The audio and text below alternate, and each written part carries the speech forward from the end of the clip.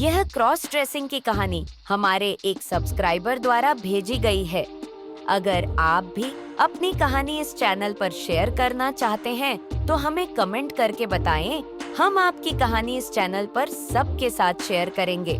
साथ ही हमारे चैनल को सब्सक्राइब करना न भूलें। मेरा नाम नयन है। एक बार मेरे पिता के साथ मेरा झगड़ा हो गया क्योंकि वे मुझ पर फिजूल खर्ची का आरोप लगाते थे। गुस्से में मैंने कह दिया कि मुझे अब उनके पैसे की जरूरत नहीं है। उसी दिन मैंने घर छोड़ दिया और एक नए शहर में चला आया। वहाँ मैंने एक किराए का कमरा लिया और नौकरी की तलाश में जुट गया। लेकिन किस्मत ने साथ नहीं दिया। न तो नौकरी मिली और न ही मेरे पास बचे पैसे ज्यादा दिन चल सके। तंगी के समय मैंने दोस्तों से मदद मांगी, लेकिन किसी ने हाथ नहीं बढ़ाया।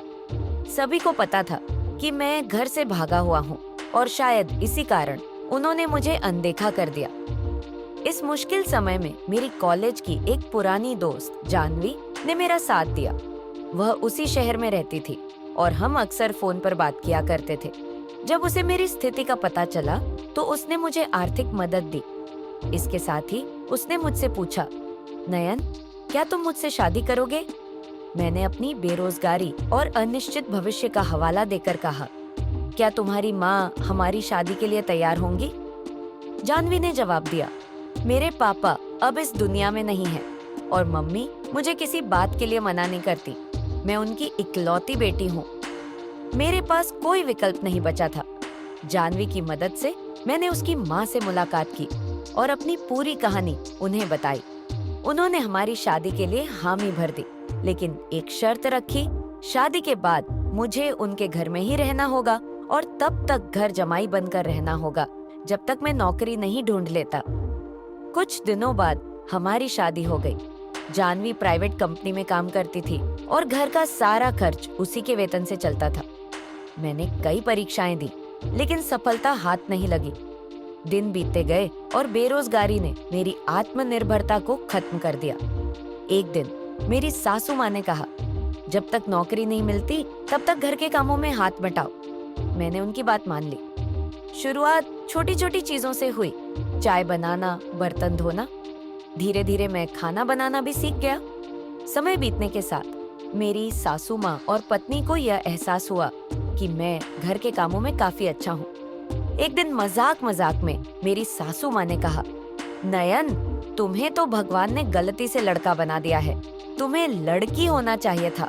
जानवी ने भी हंसते हुए कहा, सच में माँ, क्यों ना हम नयन को लड़की बना दें। मैंने इसे मजाक समझा, लेकिन उनके इरादे गंभीर थे। अगली सुबह मेरी सासू माँ ने मुझे गुलाबी रंग की साड़ी, ब्लाउज और मेकअप किट थमाई। मैंने विरोध किया, लेकिन उन्होंने साफ कहा, अगर इस घर में रहना है तो हमारे हिसाब से चलना होगा। मेरी स्थिति ऐसी थी कि मुझे उनकी बात माननी पड़ी। धीरे धीरे उन्होंने मुझे पूरी तरह से एक महिला के रूप में ढालना शुरू कर दिया।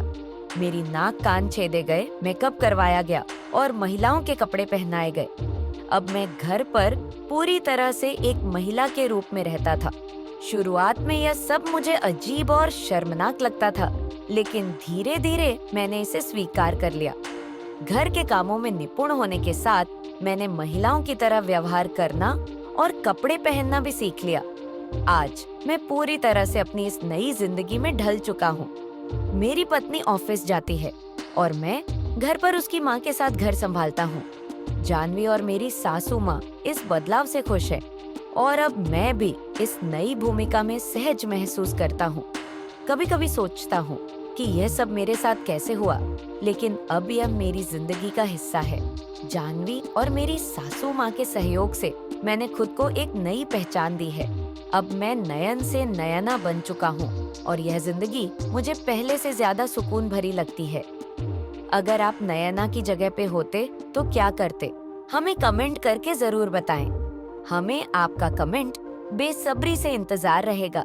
अगर आपको यह कहानी अच्छी लगी हो तो कृपया हमारे चैनल को लाइक और सब्सक्राइब करें।